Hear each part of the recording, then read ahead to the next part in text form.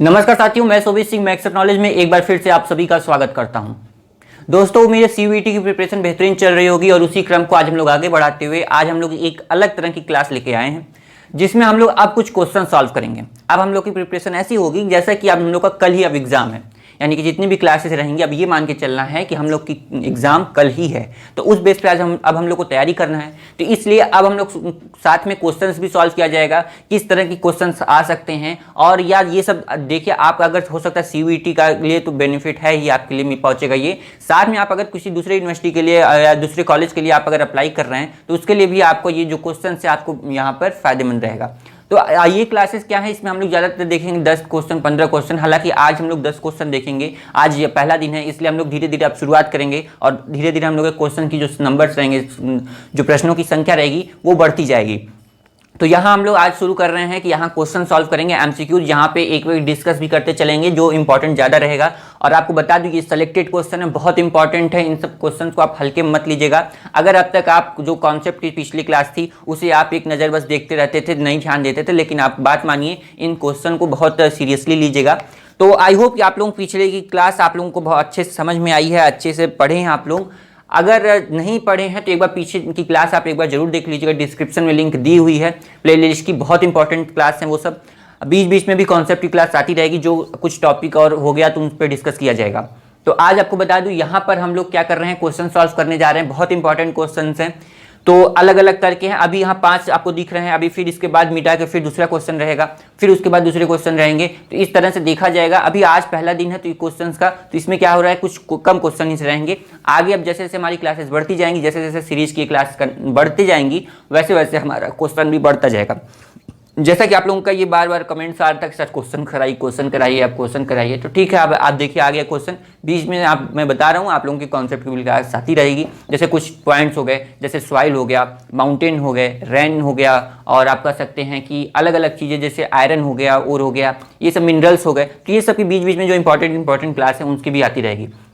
ये सब बता दूं आपको, लोगों को ऐसा प्लान किया जाएगा इन क्लासेस में कि एक क्लास में आपका वो क्लियर हो जाए और वो याद हो जाए, यानी कि इस तरह से अभी याद तैयार करना है कि हम लोग का अगले दिन क्या है, एग्जाम है। तो हर क्लास में जुड़े रहिएगा, एक भी क्लास मिस मत कीजिएगा। तो यहाँ आपको बता दूं कुछ क्वेश्चन हैं और ये बहुत इंपॉर्टेंट क्वेश्चन है। जैसा कि पहला शुरू करते हैं, चलिए। पहला क्वेश्चन पूछ रहा है, विश्व का सबसे गहरा गर्त कौन सा है या कहाँ है। तो ये क्वेश्चन मैंने देखे जब कॉन्सेप्ट वाली क्लास थी तो उसमें हम लोग डिस्कस किए थे, मैंने ये पॉइंट आप लोगों को हाईलाइट भी करवाया था कि गर्त, विश्व का सबसे गहरा गर्त कौन सा है। तो आप ऑप्शन देख लेते हैं। ऑप्शन ए है चैलेंजर, बी मैरियाना गर्त, सी टोगा और डी स्वायर। तो मैंने ये बात बोली थी कि दुनिया का सबसे गहरा गर्त कौन सा है, तो आप निसंकोच बिना कुछ सोचे समझे मैरियाना गर्त पे कर दीजिएगा। मैरियाना गर्त क्या है, दुनिया का सबसे गहरा गर्त है। अब इससे जुड़ी कुछ खास बातें देख लीजिए। देखिए ये क्वेश्चन जो है कई बार पूछा गया है, जो कॉलेज अलग अलग हैं उनके एंट्रेंस एग्जाम में और यूनिवर्सिटी के एग्जाम में, तो इसलिए मैं यहाँ सेलेक्टेड क्वेश्चन लाया हूँ। तो जो सबसे गहरा गर्त वो क्या है, मैरियाना गर्त। अब इससे जुड़ी कुछ बात जान लीजिए। ये जो मैरियाना गर्त है आपका प्रशांत महासागर में है, यानी पश्चिमी प्रशांत महासागर, वेस्टर्न पैसिफिक ओशन में है। इसकी खास बात यह है कि ये इतना ज्यादा गहरा है कि आप लोग सुने होंगे, माउंट एवरेस्ट के बारे में सुने होंगे। ये इतना गहरा है कि माउंट एवरेस्ट को अगर मैं उठा के लाऊं, बहुत शक्तिशाली हो गया मैं, और मैं इतना ज्यादा शक्तिशाली हो गया कि मैं वहां से माउंट एवरेस्ट को उठा के लाया और इस जो मैरियाना ट्रेंच है, जिसे गर्त को क्या बोलेंगे, मैरियाना ट्रेंच भी बोलेंगे या मैरियाना गर्त, तो इस माउंट एवरेस्ट को मैं ला के उसमें डुबो दूं तो माउंट एवरेस्ट चला जाए पूरा, साथ में लगभग 1.5 किलोमीटर की और जगह बच जाए उसमें। यानी कि इतना गहरा है कि पूरा माउंट एवरेस्ट उसमें चला जाए, साथ में उसमें 1.5 किलोमीटर और जगह बचे, यानी कि कुछ 1.5 किलोमीटर ऊंची जैसा कुछ और लाके उसमें मैं डाल दूं, तब जाके आप कहेंगे कि मैरियाना गर्त पूरी तरह से भर गया। लेकिन इतना ज्यादा है ये गहरा कि आप समझ सकते हैं कि पूरा माउंट एवरेस्ट इसमें आ जाएगा। तो ये बात ध्यान दीजिएगा कि विश्व का सबसे गहरा गर्त मैरियाना गर्त है। देखिए अब जैसे क्वेश्चन आया, इससे हमें क्या पता चल गया कि बहुत गहरा है और साथ में इसमें हम पूरा माउंट एवरेस्ट जा सकता है, साथ में 1.5 किलोमीटर जमीन भी और जगह बचेगी, हाइट और बचेगी। तो ये देखिए एक क्वेश्चन से हमें कितनी बातें क्लियर हुई। नेक्स्ट है, तो इसका क्या हो गया, मैरियाना गर्त कर दीजिएगा। सेकेंड है, अब तक कुल कितने महासागरीय गर्तों का पता लगाया गया है। ये भी बात चर्चा की गई थी। तो ये देखिए क्वेश्चन मैंने क्यों लाया कि जैसे मैंने यहाँ पे क्या पूछा है, अब तक कुल कितने महासागरीय गर्तों का पता लगाया गया है। जैसे मैरियाना गर्त एक तो आप लोगों को नाम याद ही हो गया होगा। तो उसी में से कई गर्त हैं, ऐसा नहीं है केवल मैरियाना गर्त है, कई गर्त हैं अलग अलग महासागरों में कि इस महासागर में इतने गर्त हैं, इस महासागर में इतने गर्त हैं, हिंद महासागर में इतने गर्त हैं, ये इतने ट्रेंच है मतलब कि। तो यहाँ पर क्या करना है आपको, सबसे पहले देखना है कि क्या पूछ रहा है, सबसे मतलब कुल महासागर में कितने गर्त हैं, कुल कितने गर्तों की खोज की गई है। तो यहाँ पे ऑप्शन है 57, बी 56, सी 55, डी 54। तो आपको बताना है कि 57 यहाँ पर क्या है, 57। तो ये ऑप्शन ए क्या है, अब तक कुल कितने महासागरीय गर्तों का पता लगाया गया है, तो आप कहेंगे 57 महासागरीय गर्तों का पता लगाया गया है। अब इस क्वेश्चन को लाने का मेरा उद्देश्य यह था कि आप लोग क्या कीजिएगा कि ये सर्च कीजिएगा कि हिंद महासागर में कितने हैं, अटलांटिक महासागर में कितने हैं, प्रशांत महासागर में कितने हैं, ये आप एक बार देख लीजिए। इसी टाइम देखेंगे, इस क्लास के बाद देखेंगे तो आपको वो याद रहेगा, नहीं तो वो आप उसकी कोई गारंटी नहीं रहती है।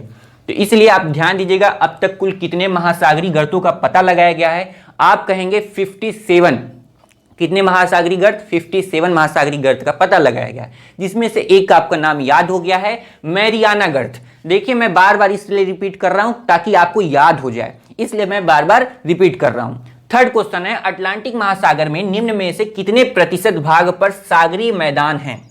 अटलांटिक महासागर में ध्यान दीजिएगा, अब अटलांटिक महासागर सोचिए कहां है, अटलांटिक महासागर में निम्न में से कितने प्रतिशत भाग पर सागरीय मैदान है।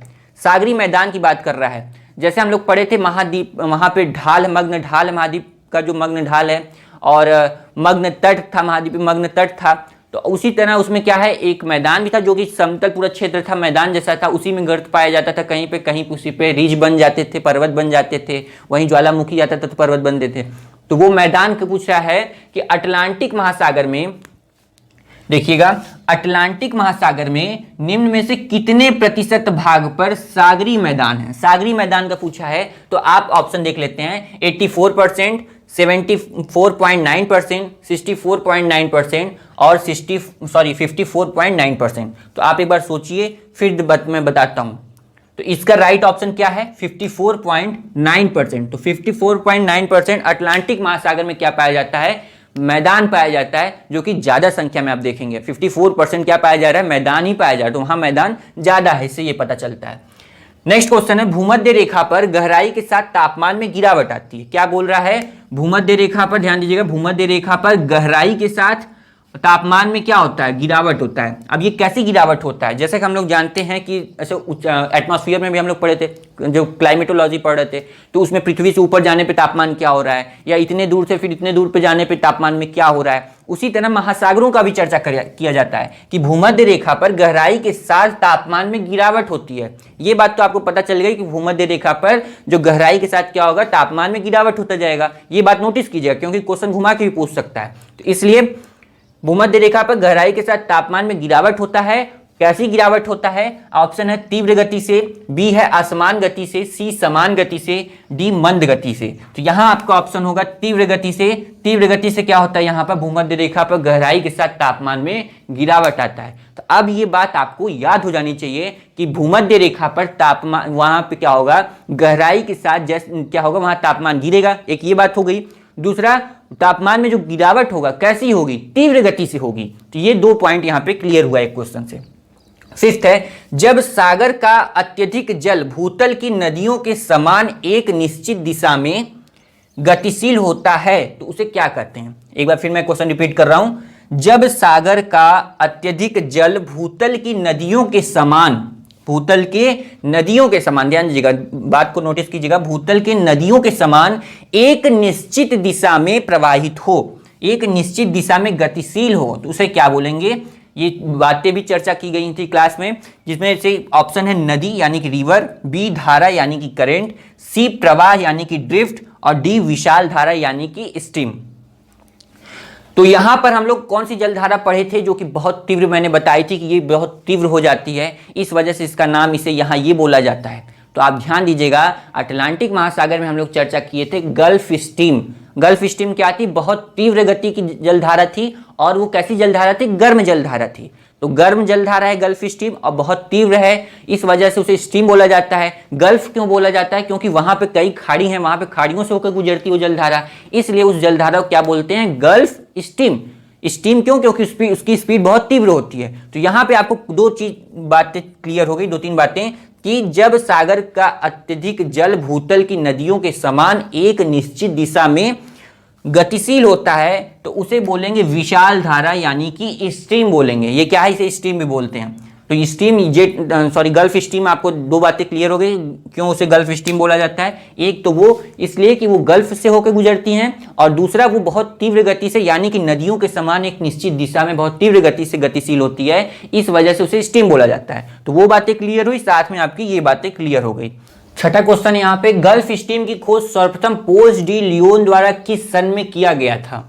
ध्यान दीजिएगा, यहाँ दो तीन बातें और क्लियर हो रही हैं एक ही क्वेश्चन से। यहाँ पे आप देखिए, जितने ज्यादातर जो क्वेश्चन है उससे आप कह सकते हैं एक तीर से दो निशाने वाला काम करेगा। यानी कि यहाँ देखिए किस तरह से दो काम करेगा। गल्फ स्ट्रीम की खोज सर्वप्रथम पोज डी लियोन, तो आपको ये बात ध्यान देना है कि गल्फ स्ट्रीम की सर्वप्रथम खोज पोज डी लियोन, ये भी बात ध्यान देना है, द्वारा किस सन में किया गया था? तो पोज डी लियोन ने गल्फ स्ट्रीम की खोज, यहां पे मैं थोड़ा हाईलाइट कर रहा हूं, गल्फ स्ट्रीम की बात की जा रही है, तो कौन था? पोज डी लियोन द्वारा किस सन में किया गया था? तो आप कहेंगे 1531, 1351, 1315, 1513। तो यहां पर आप कहेंगे 1513 में पोज डी लियोन द्वारा गल्फ स्ट्रीम की खोज की गई थी। देखिए यहाँ पे आज क्या है, ज्यादातर ओशिनोग्राफी से सब क्वेश्चंस हैं। आगे हो सकता है कि मिक्स करके क्वेश्चन दिया जाए या अलग अलग ही किया जाए। अभी आज पहला दिन है, आज थोड़ा स्टार्टिंग है, इसलिए आप लोगों को ज्यादा तकलीफ ना हो, इस वजह से एक ही जगह से क्वेश्चन लिया गया है कि जैसे ओशिनोग्राफी से है। अब आगे क्या किया जाएगा, मिक्स करके किया जाएगा, जिससे कि आपका जैसे एग्जाम के टाइम जैसे होता है, एग्जाम में जैसे होता है मिक्स करके, उस तरह से आएगा क्वेश्चन।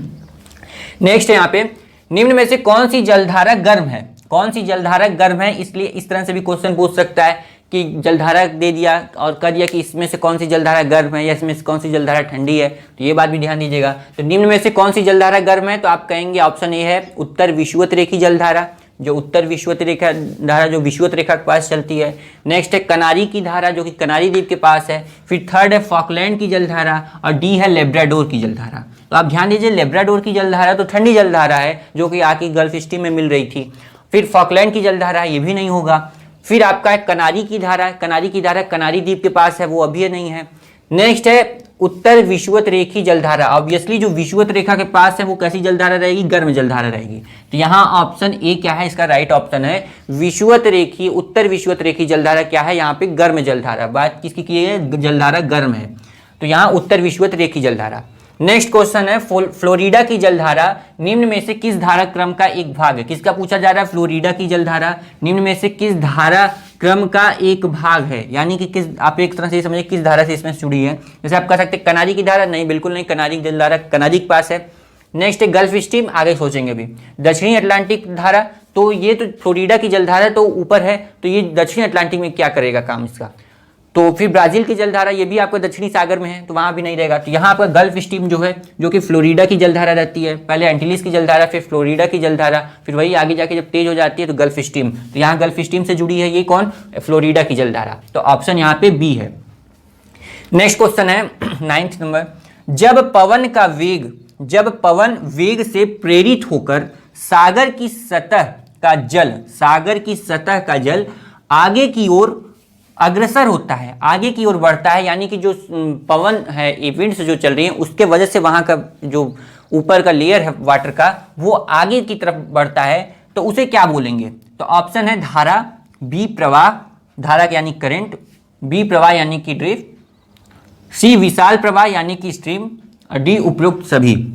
तो यहां पर हमने बताया था कि जो प्रवाह है ड्रिफ्ट, वो क्या है? वेस्टर्ली विंड्स की वजह से आगे की ओर मुड़ जाती हैं, यानी कि वेस्ट टू ईस्ट की तरफ मुड़ जाती हैं, तो वेस्टर्ली विंड्स है। तो ये बात आपको ध्यान देना कि प्रवाह क्या होगा, इसका राइट ऑप्शन होगा जब पवन का वेग से प्रेरित होकर सागर की सतह का जल आगे की ओर अग्रसर होता है तो उसे प्रवाह बोलेंगे, यानी कि ड्रिफ्ट बोलेंगे। तो यहाँ आपका ऑप्शन बी राइट ऑप्शन है। लास्ट है क्वेश्चन, और नेक्स्ट आप कर सकते हैं, next and last 10th number, 30 degree उत्तरी अक्षांश, 30 डिग्री उत्तरी अक्षांश के पास निम्न में से कौन सी धारा फ्लोरिडा की धारा से, ध्यान दीजिएगा बात की गई फ्लोरिडा की जलधारा से मिलती है? उत्तरी 30 डिग्री उत्तरी अक्षांश, तो ये आप ध्यान दीजिए विषुवत रेखा से थोड़ा और आगे जाएंगे 30 डिग्री अक्षांश के पास, सोचिए कि वहां पे कौन सी जलधारा हम लोग का फिगर बना था। फॉकलैंड की जलधारा, एंटीलिस की जलधारा, नॉर्वे की जलधारा, कनारी की जलधारा। तो फॉकलैंड की जलधारा नहीं है, एंटीलिस की जलधारा, एंटिलीज की जलधारा हम लोग देखे थे, जो उत्तर विषुवत की जलधारा था, आगे जा रहे थे, जब वहां पे करीबन द्वीप समूह से टकरा रही थी तो वहां पे दो भाग में बट रही थी। एक एंटिलीज की जलधारा थी जो आगे जाके आप कर रहे थे वहां फ्लोरिडा के पास जा रही थी। तो ये क्या पूछा है, 30 डिग्री उत्तरी अक्षांश के पास निम्न में से कौन सी धारा फ्लोरिडा की जलधारा से मिल रही है। तो यही एंटिलीज की जलधारा थी जो कि दो भाग में बट रही थी। एक एंटिलीज की जलधारा थी, आगे जाके वहां पे फ्लोरिडा के पास जा रही थी, वहां पे मिसिसिपी नदी का पानी आ रहा था। हमने ये सब बातें चर्चा की हैं। तो यहाँ पर आप देखिए एंटिलीज की जलधारा जो है 30 डिग्री उत्तरी अक्षांश के पास फ्लोरिडा की जलधारा से मिलती है। तो यहाँ पर कुछ इंपॉर्टेंट क्वेश्चन है, जैसे 10 क्वेश्चन आज हो गए। आगे आगे जैसी क्लासेस रहेंगी वैसे हमारे क्वेश्चन बढ़ते जाएंगे। आई होप कि आप लोगों को ये क्वेश्चन अच्छे हैं। आपको मैं फिर से बता दे रहा हूँ, ये क्वेश्चन आप हल्के में मत लीजिएगा, बहुत इंपॉर्टेंट है, ये आपके लिए मस्ट है क्वेश्चन। और साथ में आपका अगर CUET के अलावा अगर कोई कॉलेज या यूनिवर्सिटी के लिए आप अप्लाई किए हैं तो उसके एंट्रेंस के लिए भी आपके लिए फायदेमंद रहेगा। साथ में एक बात और आपको बता दूं कि जर्नल जो स्टडी है, GS से भी जो क्वेश्चन अगर आते हैं कुछ, या GK से क्वेश्चन आते हैं, तो उससे भी आपका ये काम करेगा। ये क्वेश्चन ऐसे हैं कि आपका ऐसा नहीं कि आपका केवल डोमेन सब्जेक्ट का है, ये क्वेश्चन जो हैं दोनों के लिए आपके लिए फायदेमंद हो सकता है। और साथ में आपकी आगे की तैयारी के लिए, आप नेट JRF के लिए, आगे चीज़ों के लिए भी आपके लिए फायदेमंद रहेगा। तो इसलिए इस क्वेश्चन को हल्के मत लीजिएगा। साथ में आपको बता दूं कि अब बीच बीच में हमारी क्लास एक और तरह की क्लास आने वाली है, जिसमें से कि कोई एक टॉपिक उठाई जाएगी, वो पूरी याद उसी क्लास में कराई जाएगी। तो इस तरह से ये हम लोग का प्लान है कि इस तरह से आप लोगों की क्लासेस रहेंगी। तो इस तरह से पढ़ना है कि अब हम लोग का नेक्स्ट डे क्या है, एग्जाम है, एग्जाम देने जाना है, उस तरह से आपकी क्लासेस रहेंगी। सो आई होप कि आप लोग कंटिन्यू बने रहेंगे।